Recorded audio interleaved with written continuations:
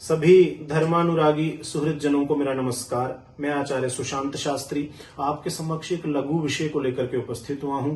वह विषय है, इस समय आप सभी जानते हैं नवरात्र पर्व चल रहे हैं। बहुत सारे लोगों ने नवरात्र के व्रत किए हुए हैं, अखंड दीप प्रज्वलन किया हुआ है, माता की खेती जो है शाखारोपण किया हुआ है।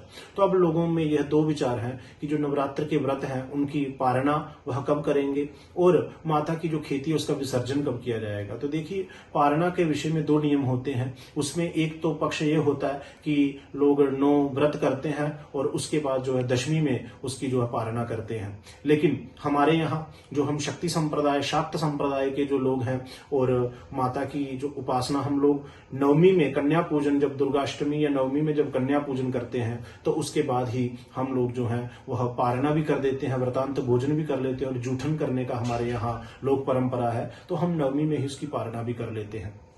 तो अब आप यह समझ लें कि शुक्रवार को ही दुर्गाष्टमी है और शुक्रवार को ही महानवमी है। अब लोगों में कुछ यह भी असमंजस है कि कन्या पूजन नवमी में करेंगे तो नवमी जो है वो 12:00 पे प्रारंभ होगी, तो कन्या पूजन कब किया जाएगा। तो ऐसी बात नहीं है। ये जो अष्टमी जुता नवमी और नवमी जुता जो अष्टमी का पर्व, दुर्गाष्टमी और महानवमी का पर्व आप एक साथ मना रहे हैं, इसमें आप प्रातःकाल दुर्गाष्टमी में आप कन्या पूजन करिए। इसमें किसी भी प्रकार का कोई जो है वो शास्त्रीय निषेध नहीं है। आप आराम से कन्याओं का पूजन करें। ऐसे तो 9 नवरात्रों में ही कन्या का पूजन होता है, तो आप इसमें अष्टमी में कन्या पूजन करिए और उसके बाद आप इसकी व्रत की पारणा भी कर सकते हैं। और इसके साथ साथ जो माता का विसर्जन है वह आप जान लें कि हमारे यहाँ वार के अगर अनुसार देखें तो देखिए, सोमवार शास्त्रों में कहा गया है कि सोमवार, शुक्रवार, गुरुवार, बुधवार सर्व कार्येषु सर्व कर्मसु सिद्धि प्रदाः भवन्ति। तो इसलिए इन वारों में भी लोग जो है वो कहते हैं कि इन्हीं वारों में जो है वो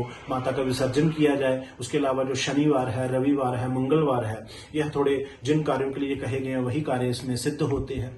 तो इसलिए बहुत सारे लोगों का यह विचार है कि अगर हम दशमी में मां का विसर्जन करते हैं तो 12 तारीख को अगर हम शनिवार को मां का विसर्जन करते हैं तो उस पर शनिवार रहेगा। तो इसलिए मेरा आपसे यह कहना है कि आप अपराह्न काल में नवमी तिथि में शुक्रवार को भी मां का विसर्जन कर सकते हैं। उसके अलावा देवी के विषय में यह नियम है, देवी पुराण में कहा गया है कि प्रातरावाहयेत् देवीं प्रातरेव विसर्जयेत्। तो हमारे यहाँ हिंदू धर्म में जब तक सूर्योदय नहीं हो जाता है तब तक पहले दिन वाला जो वार होता है वही होता है। तो इसलिए आप शनिवार के प्रातः काल ब्रह्म मुहूर्त में मां का प्रातः काल में विसर्जन करें सूर्योदय से पूर्व, तो उस समय वार का दोष भी नहीं लगेगा और आपका विसर्जन भी नवमी तिथि में मां का हो जाएगा और उस दिन दशम दिवस भी रहेगा नवरात्र का। तो इसलिए आप जो है वो जहां तो शुक्रवार को अपराह्न काल में मां का विसर्जन, खेती का विसर्जन कर दे, या फिर आप शनिवार को नवमी तिथि रहेगी उस समय आप ब्रह्म मुहूर्त में सूर्योदय से पहले मां की खेती का विसर्जन कर सकते हैं और मां से प्रार्थना कर दें कि हे जगत जननी, हे मां, हे दुर्गे, पुनः आप का हम वासंतिक नवरात्रों में 6 महीने बाद आपका आवाहन करेंगे और आप पुनः हमारे घर में सुख, ऐश्वर्य, संपत्ति के साथ आए। जय माता दी। इन्हीं शब्दों के साथ मैं आपको बहुत बहुत शुभकामनाएं देता हूं दुर्गाष्टमी की, महानवमी की। जय माता दी।